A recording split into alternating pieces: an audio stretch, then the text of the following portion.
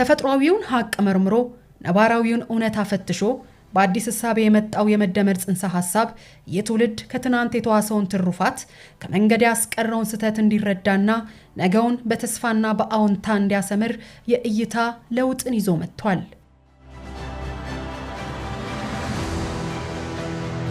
የመደመር መንግስት መጽሐፍ የመደመር ሐሳቤ መንግስታዊ አስተሳሰብ የተተነተነበት ነው። መነሻውን ቁጭት አድርጎ ለነገ ደግሞ ትዕምርታዊ ለውጥን መዳረሻው አድርጓል። በዘመን ሂደት የሀገር ጉዞ ከነባራዊው ዓለም እውነታ ጋር በንጽጽራዊ እይታ ተመዝኗል። ኢትዮጵያ ለምን ድሃ ሆነች? ለምን አስተሳሰቦች ተቀባይነት ስለማይሰጣቸው አዙሪት ስለሆነብን ማለት ነው።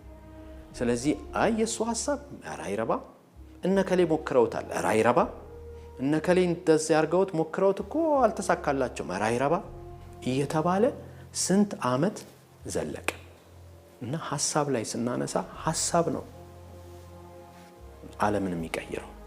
ለምሳሌ የህዳሴ ግድባችን ተመረቀ፣ ለ60 ዓመት ሐሳብ ሆኖ መጣ፣ ዛሬ ተተገበረ ማለት ነው።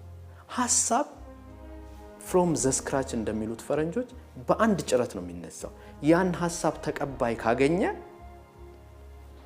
አገርን የመለወጥ አቅም ይኖራል ማለት ነው።